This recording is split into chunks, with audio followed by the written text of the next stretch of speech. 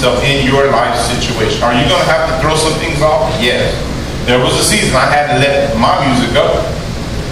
Simply because it had such a grip on me, I needed to know for myself. Am I willing to let it go for the sake of Christ? Ultimately, just like Abraham, he didn't have to kill his son, but God wanted to know, and Abraham needed to know, would you be willing to? And would you be willing to let it go if God let you go? Was Abraham's son a sin? No. But if God calls you from it and he asks you to separate yourself or withdraw yourself, you better be willing to do that. And we see many people in the Bible that have had to do that. Paul had to go to Arabia for 3 years. Moses had to leave Egypt for 40 years. A lot of people have had to separate themselves from the life they knew so that God could what? Reprogram. And it's very difficult to reprogram the young person's mind who is so used to, I want to be your girl, man. You know what I'm talking about, Zach? Roger? I want to be computer love. I'm reading my Bible, I'm getting close to God, but I got computer love all over in my head. There's a time where I need to separate myself. Now, we're talking consecration. There's a time where we have to be able to say, Lord, I'm going to separate myself so that you can have my full attention, so that you can reprogram this. And if later on, you and your girl or you and your fiance on the computer, you know, type of love notes to each other, and you want to hear some zap after you saved and after you've been delivered, then you go and write a letter to your girl. That's what you're stronger now. You're grown. God has put something in you. But there is a time where you have to, and he mentioned that, he said, I had to get away from myself. I had to get away from all these things that I knew. And he said, but there came a time where God taught me to reincorporate things for his glory. Because that's what he knew. So we thank the Lord for that. But I know that was such a blessing. But this week, I know that you hear the drums of war. And I say that because that's what that was. It was a celebration drum, but the drums of war have been throughout time. nations, cultures, people have beat those drums of war at their wartime. We don't hear them so much anymore. What we've replaced drums of war with is Fox News, MSNBC, CBS. We have different mechanisms that do and incite the same feelings in us today. But in the old days, before there was television and radio and microphones, you had a war drum. And when those leaders begin to play the war drum, everybody better start getting their armor on. Everybody better start getting everything in order, locking down, burying food, getting ready for hard times. When that war drum started beating throughout the lands and throughout the villages, people understood what it meant, and it meant it's time to start marching. It's time to start going into this time of a season of potential warfare. And I want to tell you this morning, we're going to title the next 3-week service. I don't want to be too long today. We're going to title the next 3-week service sermons, Don't Fight Your Battles Undressed. Don't fight your battles undressed. There is an invisible war that's happening. And I'm not talking about, we all hear the natural war drums. Actually, what I'm hearing is everything that's happening on Occupy Wall Street is actually coming down. Police have moved in, starting to move people out of the park, and the people are willingly, well, they're fighting, of course, but they're not fighting to the point to where anarchy is hit. They're going home, but the reason is, it's getting cold. And American protesters aren't the same kind of protesters as the ones around the world. And everybody needs the American protesters to lead the way. But it's getting cold in New York and in Chicago. So these people are ready to go home. But listen to me, and listen to me very closely. When it warms up next spring, oh, it's on. And it's going to go all the way through the summer and all the way, and who knows how far it gets. And I'm telling you, everything that you know, a lot of people question me, what do you think, Pastor, about Occupy Wall Street? You really don't want to know what I think. But I'm going to tell you flat out what I believe, what I've known that's coming before the first person decided to march that's out there. I've known what's coming. It's Marxism. It's rebellion. The Bible also calls it the spirit of lawlessness. It's the same thing happening here that's happening all around the world. Today, Iran is actually doing protests in the same spirit of Occupy Wall Street. Their signs say Occupy Wall Street. Tehran's version of it. They're burning flags in the street, Jewish flags in the street, American flags in the street, signs of capitalism falling. They want capitalism gone, and they want Marxism put in its place. I know there's a lot of people out there for a lot of different causes doing a lot of stuff. Homosexuals out there fighting their cause.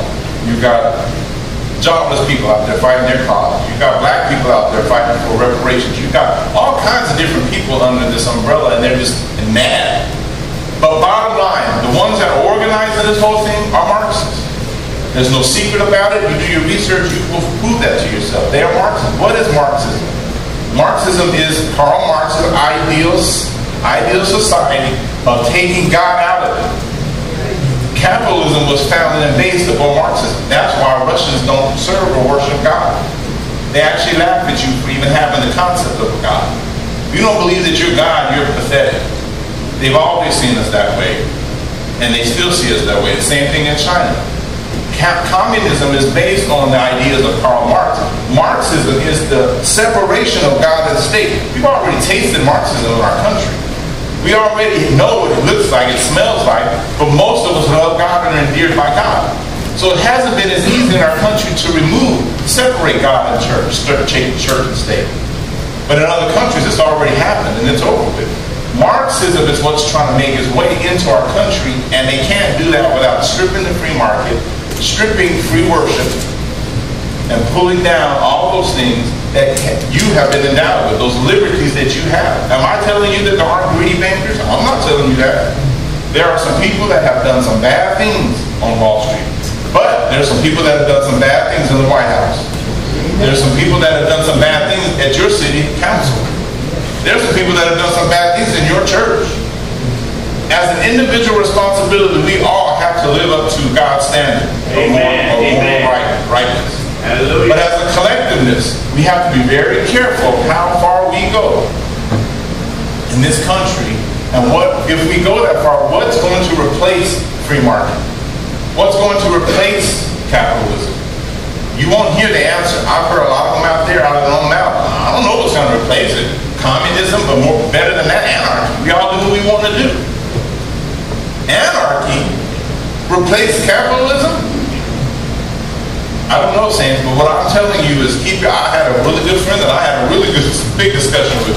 We started on our Facebook with it. She realized that it wasn't going to work because everybody else was interjecting, so she started messaging me. For another day and a half, we were writing books to each other about our position. And long story short, I don't know if I changed her mind, but I finally got down to it. She's a very smart girl. We're very careful about that. So when they're talking about they're screaming revolution, what they're calling for is the demise of what you understand in this country being the liberties of the Constitution that exists today. Freedoms to worship and assemble. Freedoms to pursue your happiness. Freedoms to own land. Freedoms to have this. Freedoms to have it. These are things that you're comfortable with, but many of us haven't succeeded to the point where we're happy. So we think that there's something that the government can do for us to make it better. And that's what we're always going to go wrong, all the way through history, from the Babylonian Empire, all the way through the Roman Empire, through all the way through history. When the government steps in, the government does not stop. The government takes it all. So this idea that people have that there's going to be some kind of merging of capitalism and communism, it doesn't exist. It can't exist. You're either free or you're not. And that's just the bottom line. But we know where the world's going. The Bible's already told us capitalism will fail. There will be a one global government. And everybody will be under that one global government. Everyone will be given a number to buy and to trade and to sell. And everybody will be part of this one world government. And that's it. Who can make war with this government, the Bible says? Who can make war with the peace? Nobody can. If the United States exists at all, we will be scattered, small, and pretty much not anywhere near where we are today as a beacon of freedom in the world. We'll be trusting in God with everything we have in us because the world government is coming and it's coming fast. So, the war drums are beating. That's in the natural. But in the spiritual is where we want to talk for the next couple of weeks. I've got 15 minutes. If you guys give me 15 or 20, I'll be done. We have got to start paying attention to what's happening. 10-year anniversary this year of 9/11, 9/11. What happened with those terrorists? That happened 10 years ago. We're still fighting two wars today, Afghanistan and Iraq, which I hear that we're going to be withdrawing now by the end of the year from Iraq. I have other opinions on that too, but that doesn't matter. We're out of there. And I'm not saying we really need to be over there. But we're not talking politics this morning. There's two wars that have come out of that one attack. How many times have you slapped somebody or stabbed somebody in the back or gossiped against them? What if you understood that the principle of attacking somebody would more than likely result in at least two different wars happening from that event?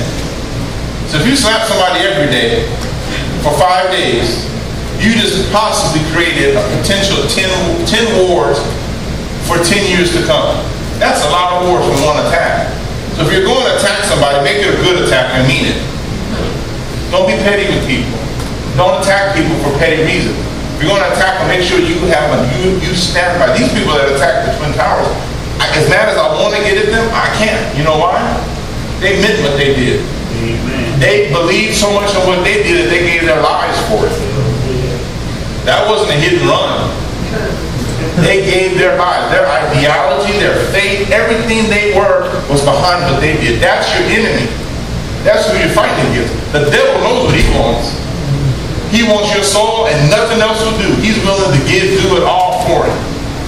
You have to understand that. And from this attack, 2 wars happened.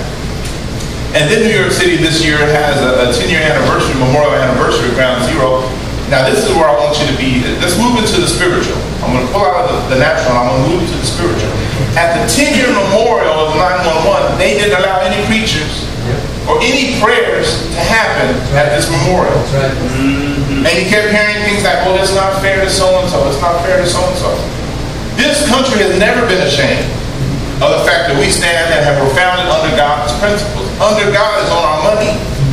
We are a godly nation. We've always been that. What is happening now where we don't want to offend not just a normal, good acting person, but we don't want to offend people that are still calling for the death of America. Right here in 911, they said there's no prayer. Now, I don't know about you, But no prayers is more dangerous than the attacks themselves. No prayers is more damaging to a nation than the attacks themselves on the Twin Towers. A physical attack is horrible.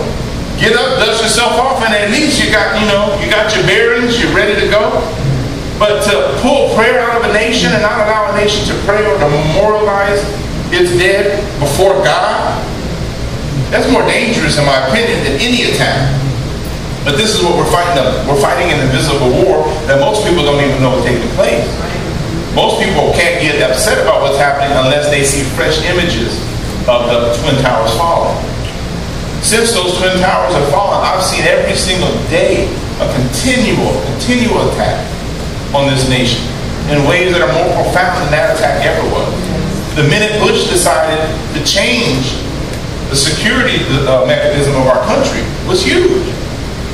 We entered into and I'm not saying that a semi-police state is necessarily bad. I think every tribe that wants to defend itself against a foreign invader has to have some type of stance.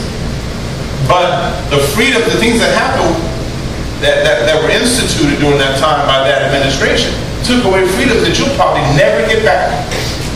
The way they tap your phone, the way they search you, the laws have been changed on a whole bunch of things that as Americans 10 years ago, you don't walk in that same way anymore. You can't even go across a state line anymore without being invaded in certain ways. Your privacy. Is this what pastor is for our safety? I understand that. But the Bible says that they're going to be talking about peace and safety right before the Lord, right before the enemy does what he's got to do. Peace and safety is what people are going to want more than anything, and the devil already knows that. That's what he's going to bring in his mechanism on the backs of peace and safety. So you have to understand that I don't know what kind of control we had over the situation. Bush was already in office. We were already under attack. We didn't know who our enemy was. Things happened. But today, our liberties are less today than they were before the attack. So when we look at things like this, we have to ask the question, when did the war start? Who is the war with? And what's happening?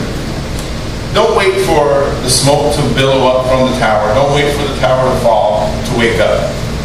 The reason I'm talking to you today is to position you. You should always be in a state of defense against your enemy. Your enemy, it's an invisible war, but spiritually God has made manifest to you who your enemy is and what his design and purpose is. Your enemy has been revealed through God's word. The Lord has already told you to armor, suit yourself up for battle, get ready, and to stand against your enemy. The same principles that we talk about in the Bible are the same principles we use for our walk in the Lord. The reason that life's so hard, the reason that life is so tough, the reason that there's so many problems in your life is because there's so many invisible things that are hitting and bombarding your life every single day. It's an invisible war. That's what I wanted today, if nothing else. And I'm going to let you go in about 5 because I haven't even started touching the message today. But it's like we're going to be one more week over into this. But the enemies, I'm serious, I'm going to let you out in about 5 or 2 minutes. Stay with me. If I'm up here, it's funny. I watch people's eyes gloss over. I've seen them check out. They're still sitting here, but I've seen them check out.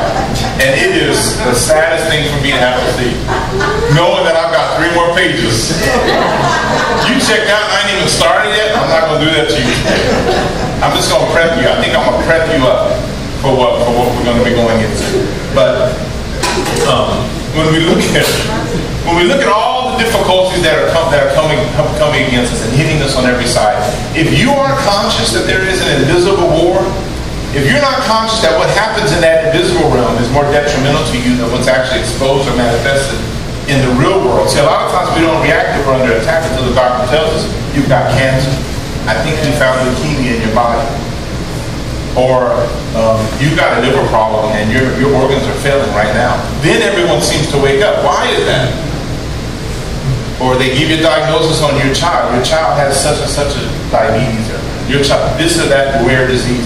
And these are the times that we tend to wake up. But understand, by the time the doctor tells you something, the war has already started. and you are already smoking and about to fall.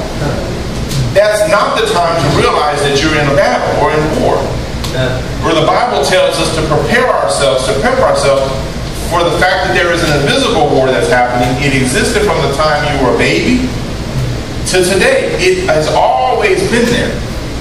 And this war intends to break you down to the point to where you are nothing more than back to the ash that you started out being, till your marriage is smashed to pieces, till your career is shot and ruined, till your children are dead or spread and gone and disrespectful, till everything in your life that you could possibly tie and glorify God with is destroyed completely. I've seen it in the lives of people who love and honor God with everything they have in them, that are faithful and diligent and love God. I've watched some of their families fall apart to where they didn't seem to have. What could they possibly? I've heard of stories, I know you have too, where men have, one fella we watched on a show, on a show together, backed over his own daughter and killed her in the car. He ran over his own daughter. These are faithful church people. Ran over his own daughter. How do you recover from that? And still find a way to honor and praise God. This is what the devil intends to do.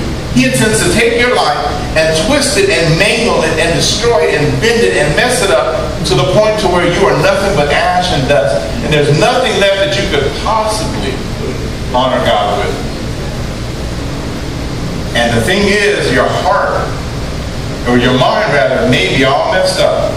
Your heart may be cut, bleeding, and wounded, but God has always reserved that opportunity for you to say, just like Job said, though you slay me, though you slay me, though I get beat on every side, left, front, back, up, down, beneath, the head, and all I see are dozens of soldiers. Even if I get out of this immediate mess, there's nothing but trouble headed my way up ahead. Though you slay me, yet will I trust you. That's the kind of determination that you have to have as a Christian, because your enemy, if you aren't reading your Bible, I've been telling you for 5 years to do it. If you don't know your word enough to stand up against him, your enemy, and I'm not telling you you're going to lose your soul, but your enemy's coming after everything good. And if you're not able to protect it in God's word, protect it with the prayer of faith, if you're not able to guard your home and your property and what God has given you against the devil, he's going to come take it. Believe it. He's going to come get it, and that still won't justify or give you a reason to denounce God. You're still going to have to stand before God and declare whether he was good or whether he was not good. The devil's job is to take everything, to steal, to kill, and to destroy. That's his mission. That's his purpose. There's nothing in your life that he does not want and has not already planned to come get. Some of you know what I'm talking about already. Some of you have already been attacked and he didn't get it the first time. He's swinging around for the second time. But you know it. You fought him once, you'll fight him again.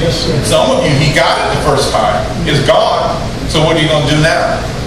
You're going to keep trusting God. You're going to realize there's nothing important in this earth for me to hold on to and reject my Savior. Amen. All of this is a battle and it's a war simply to glorify God. Period. Everything else that we have, our children, our money, our jobs, our name recognition, all the things that we like to comfort ourselves with, our 60-inch LEDs, okay, our 401ks, how's that looking today? But all the things that we want to secure and comfort ourselves in mean nothing when it comes to his honor and his glory. Store in heaven. Place your investments. But all the things that are important, store those things in heaven. Because down here, thieves, moth, ruts will corrupt it. It'll go back to the dust. It will fade away. Only what you do for Christ is what's going to happen. Amen. So I say all that this morning because I want you to understand. This is not the time. There's an old song. This is not the time for giving up. It's time for holding on. Is that how they proud? Why am I looking at John? Shannon? It doesn't matter. It was a jam. Was that under college? Maybe one of the Hawkins brothers. I don't know. This is not the time for giving up. This is the time to hold on like you never held before. This is the time. Herschel would know. Who was that? Martin Sapp. No, maybe he redid it. Yeah, I'm talking the old version. I'm talking when an extra guitar first got here. Anyway, I love that too. That's another thing I was talking. I think it was on Darnell about it. Saints, there's going to be a time We won't be able to assemble together and do the best we can to make our sound. Those old hymns, those old songs that you can sing and you don't need a choir behind, you don't need but their substance, the substance is their words. Those hymns, the Bible says it's spiritual songs and hymns.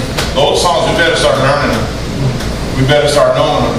Because that's all we're going to have while we're on the run, while we're doing what we're doing, out of the park. To find the enemy and preaching the word of God, all you're going to have is what you have in your heart, what you have in your soul. So, I want to encourage you, there is a war. We'll talk more about it next week. But more than that this week, I just wanted you to understand. Naturally, everything that you're seeing, don't be afraid. The worst thing they can do for you is kill you. Say amen. Amen. I know you didn't want to say amen. That's the worst thing they can do to you is kill you. But to be absent in the body, if you trust in God's word, to be absent in the body is to be present with the Lord. That has to start meaning more and more to you. There was a point. See, this is to say to be absent in the body is better. To be absent in the body is to be present with God. But it's better that I stay here for who? For your sake. It's better that I'm here for this community's sake and for your sake. But outside of that, the Bible tells me, and we have to believe it, that it's better for me to be gone. Don't cry, don't mourn for me. There's a song, don't cry for me. When God takes me home, I have the strongest belief that to be absent here in the flesh is to be present with God Almighty God in heaven forever. The worst they can do, the Bible says, don't fear what man can do to you, but fear who, how does the scripture go? Fear he who can destroy both your soul, body, mind and body, your soul and your body. That's the one you got to fear. And we've got it flipped today. We're so worried about people saying we're politically incorrect. So worried about people not liking us or patting us on the back or allowing us to be included in their circle. I don't care about nobody's circle. I let that go a long time ago. It's all about God. Because you know what? Your circles don't even know what they want and who they like. Your circles are hating each other. You got people in their little circles stabbing each other. I'm counseling people in their circles more than, you understand what I'm saying? Somebody hurt. That's not the circle I want to run out. There has not been a circle I found in Yuma yet that I care about running in. Because all of them are dysfunctional and are failing. As long as my heart is before God, I'm doing His business with everything I know. That's where I find my peace. That's where I find my rest. That's where I can put my head down at night and go to sleep. And those nights that I can't, I give them to Him quick as He lets me give them to Him. Sometimes He wants me to put your well a little bit longer. And after that's done, Lord, I don't intend to let this prayer go before I'm going to go back to bed in peace. And I found more often than lately, and that's where you know the times you get, because I'll talk to you about my anointing to sleep. I'm anointed to rest. I am a Sabbath keeper. I'm more than a Sabbath keeper. Now, when God wakes me up at night at 3 in the morning, something serious, something going on. I know I've learned that about myself. When God tells me to get up and pray, it's time to pray. Something's about to go down. And I'm finding that happen more often now. In the last, especially a couple months, I'm finding that happening in my life more. I don't know how you feel in your personal prayer. This is the time to pray for your family. Pray for your brothers and sisters. Pray for your community. Pray for your nation. I don't know how much is left for the world, but pray for the world. Pray for your brothers that aren't in this nation. Always send up a prayer. And then when I say send up a prayer, I'm saying open a door and allow God to come into every situation. Send up a prayer doesn't just mean, Lord bless. Send up a prayer may mean, Lord, I open a window right now over China. I open a door, a back door right now over the nation of China, and I pray that you have all authority in the earth that you have in heaven. The Bible says, pray that His kingdom come and that His will be done. As saints of God in the earth, you have the power to declare a thing, and it happens. I open the door to Yuma, Arizona. As much as the government, the rules, and regulations have locked the door to your name, I open the door to this community, and I ask that you flood this community with your glory. Come in and send your angels, and let your will be done in Yuma, Arizona, as it is in heaven. I pray, Lord God, and if they close it again, I'll open another door for you tomorrow. If that one stays open, I'll go to the other side of town and I'll open the door there. But I pray for you, come in. I pray for the police department. I pray for the schools. I open the door to the Yuma School District 1. I open the door to Yuma School District 2. I open the door to YRMC. I open the door, Lord God, to the City Hall in the name of Jesus Christ. Go in. Nobody in there may know you or care about you, but I pray and I give you authority in the earth. That's how powerful your prayers are. Understand, God made us leaders. God gave us dominion over all earthly things. You can speak to a situation. You can open doors. You can close doors. Amen. That's what the scripture teaches us. So that's what our prayer lives are. You begin to invite the Holy Ghost and the Spirit of God to come in and take over and to move. And that's where we're going to become more effective. We're going to start strategizing. When I get that room finished, who was I talking to the other day? I think it was George. When I get that room finished back there, we're going to have a city, the whole territory, Somerton, San Luis, Welton, Winter Haven, a map of the whole city on one wall. I'm going to put a United States map, a big one, on the other wall, and I'm going to put a global map on the other wall. And we're going to start praying, and we're going to start touching in agreement. We're going to physically start touching and anointing different sectors and places and calling for God's intervention.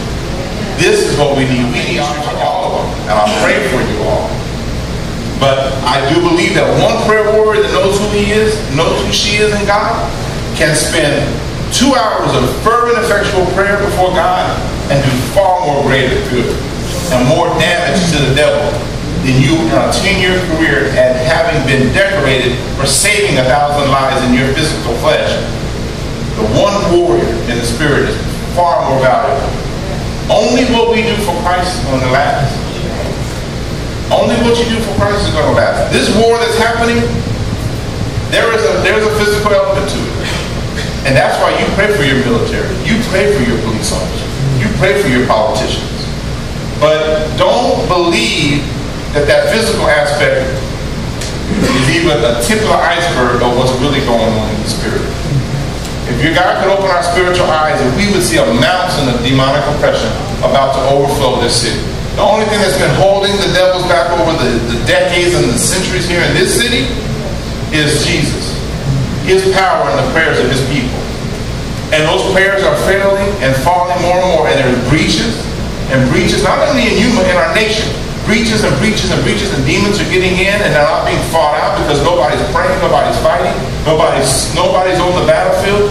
And before you know it, this country is going to be overrun by demonic oppression. It's coming. I don't know how successful they're going to be here, but I've already seen how successful they are in almost every other country in the entire world, with the exception of Israel and the United States. And we are now being tested and pressured. Spiritual warfare is no joke. No joke. I'd rather go up against Al Qaeda and their best 25 than to go up against some of the principalities that have already got your name on their list. The only protection that we're going to have is going to push you. I'm going to push you in the next few weeks. I'm going to push you into, hopefully, stop playing this physical thing.